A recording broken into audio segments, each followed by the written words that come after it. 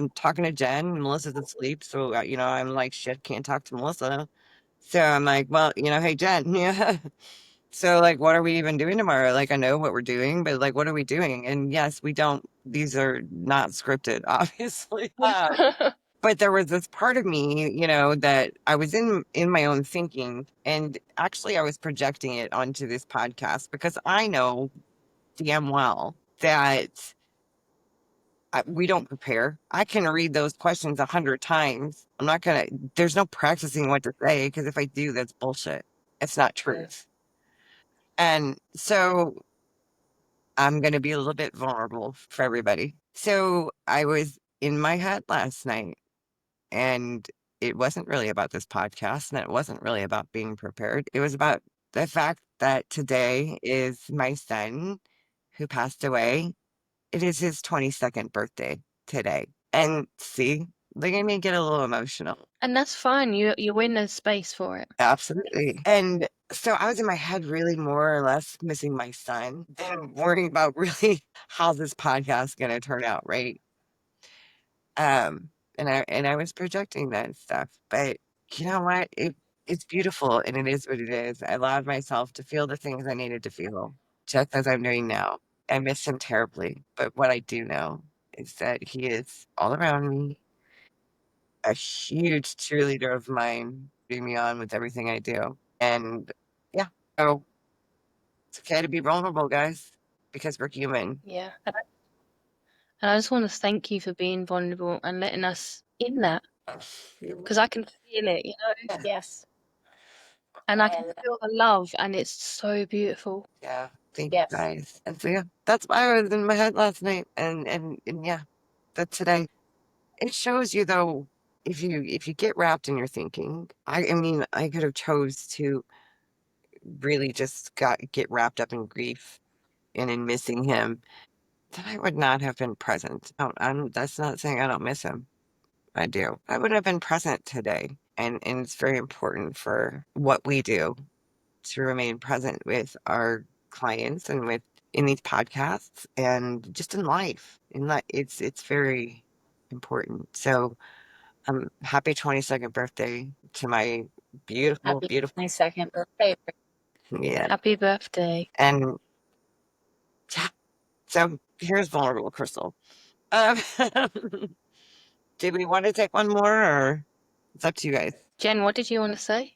I just wanted to point out that's a really good thing that we all need to recognize that we do.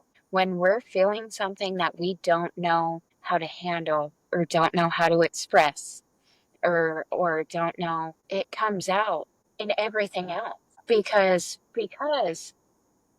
you have control over the podcast. So I'm going to put all my energy into something I can control, and it has to be perfect because I can't deal with what's going on.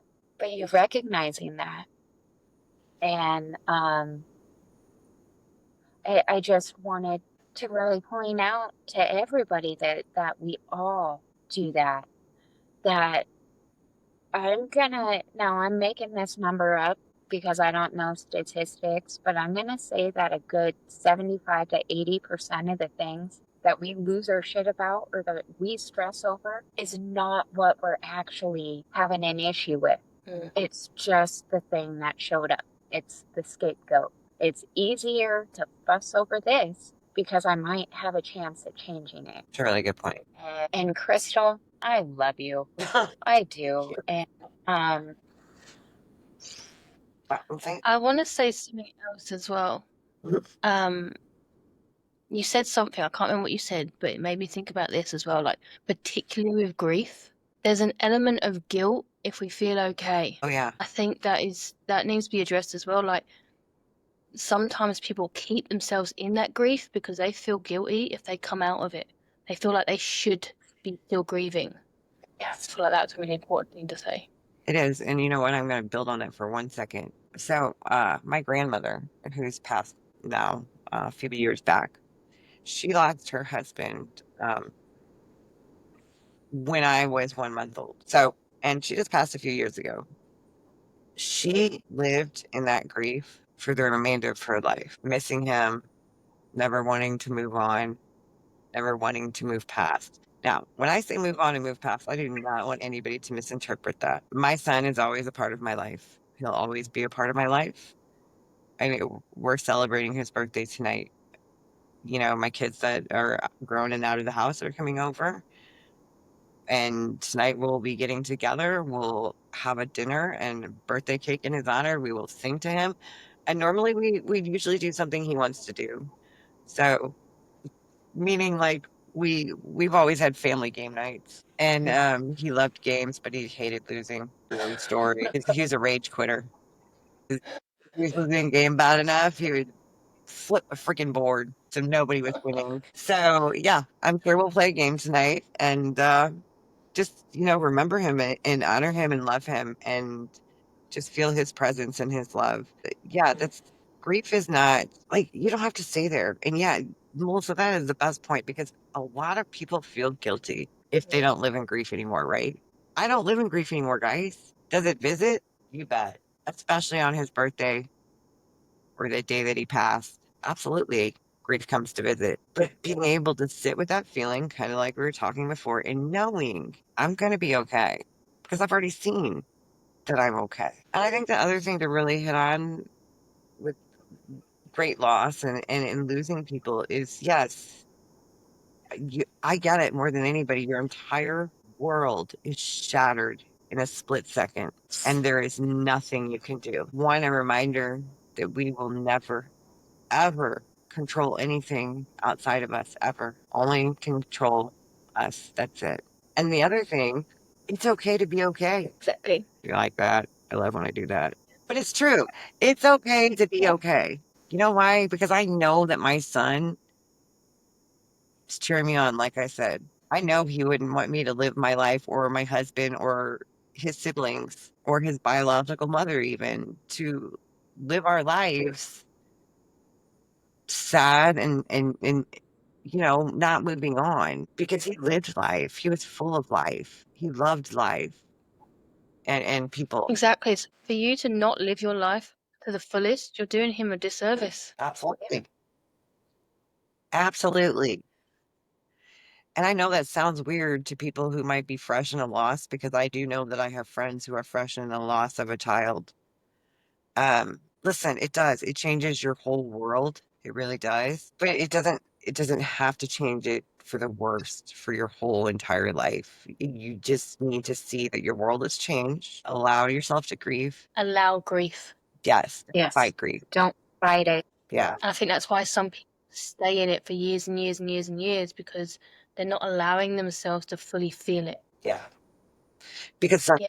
It's uncomfortable and it's hard and grief, but and this sounds bad, but one of the coolest things about grief is it's an echo of the love. it is. It doesn't sound bad. It really is. So it's, and just because the grief over time isn't as intense, it's because as you feel it and allow it to move through, it moves and meshes with that love. I love that. I think this as well, like, as long as you allow yourself to feel the grief and move past, then you can remember the person.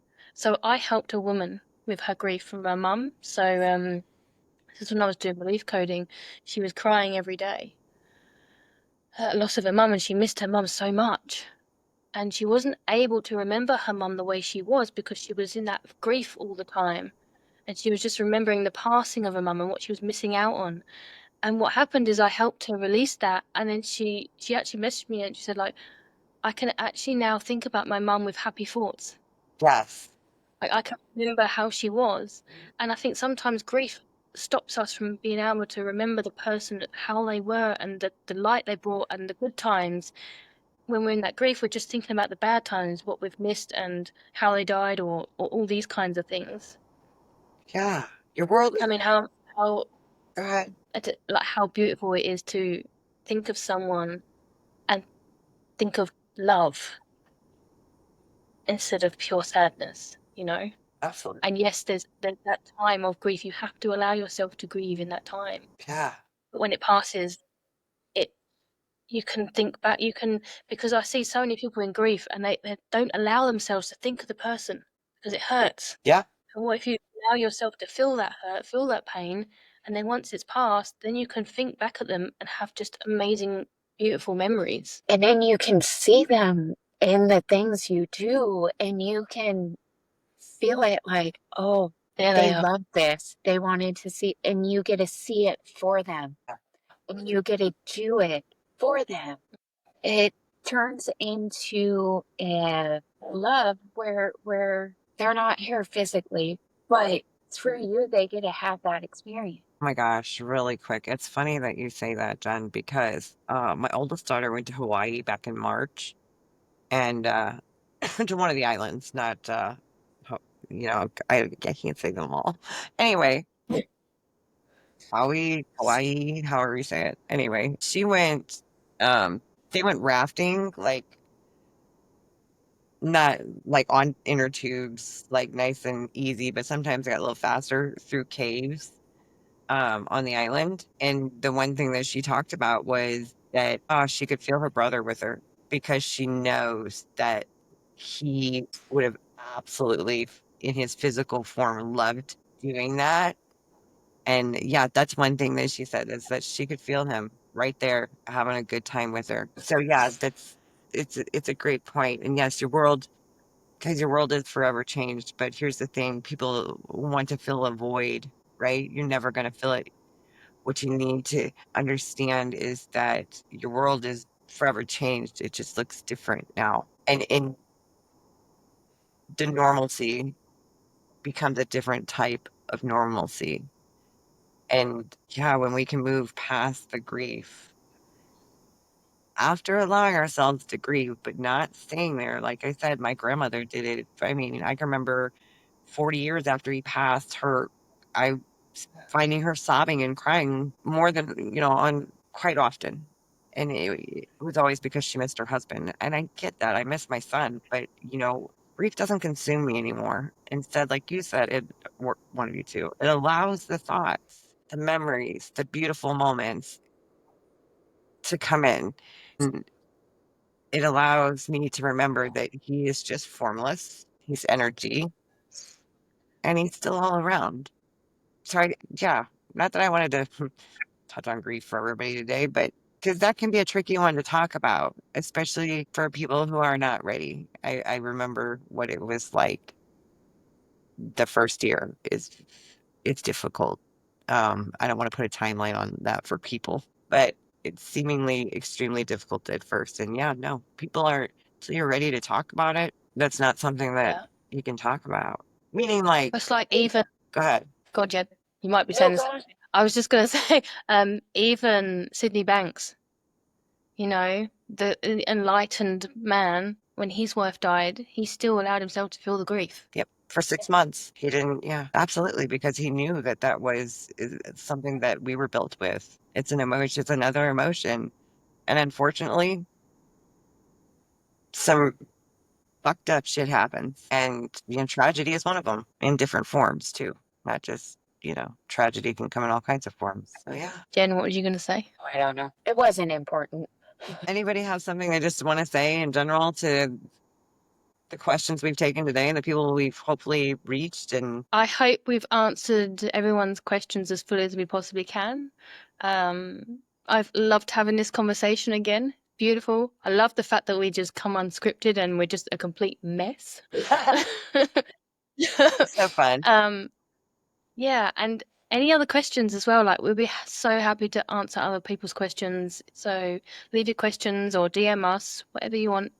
And yeah. And I think for leaving, we should big thing to remember is it's under thought, your peace, your clarity. It's just underneath your thinking. So if you can call it for thought and take a step back, that right there creates space. And then if you're able to give your attention to the space between your thoughts and not the content of your thoughts, it will create more space Yeah. and more clarity. And if you just keep looking in that direction, calling your thoughts for thoughts and taking that step back, everything looks different. Absolutely. Hell to the edge. Yeah. Yeah. Absolutely. Grief looks different. Sadness looks different. It all looks different. It allows it to transform because we are part of something that will always take us to a higher level. Absolutely. And have fun with it. Have fun. You know, I now look at my whole life like a movie scene, and I see people as characters that my higher self has plopped in to help me learn something. Yeah. So just have fun. Life doesn't have to be so serious. Yeah. Like I don't know if you guys have heard it, but I've heard it from David before. And I don't know where he heard it, so if it's not his, whatever. But life is too serious to be taken seriously, guys. Have fun with it. Otherwise, what are we doing? Yeah. Play the game. Absolutely. Absolutely. Yeah. Believe in magic. Believe that whatever is possible, because no matter how solid everything looks, it's really not that solid. It's space. Space. Even this table, you get a microscope, and you go right down, it's empty space. Yeah. That is where we come from. Yep. I'll say it one more time. We come from the formless, we come into the form, and we return to the formless. That's space. Yeah. We come here to manifest. And to be Come there. here to learn. Yeah. What did I hear? I want to say I heard Dickens say it, but I don't. I can't say for sure. But we are the universe becoming aware of itself. We're just points of the universe becoming aware of itself. Like the ocean becoming aware of itself through a ripple. Or those ripples. Step back and look. Not as real as it seems. Absolutely. I love that. Yeah. So anybody out there, if you're feeling lost, you're feeling like you're struggling, feeling misunderstood, feeling hopeless, hey, we're always here for anybody. And we've all been. Yeah. We've all been there. So thanks for watching.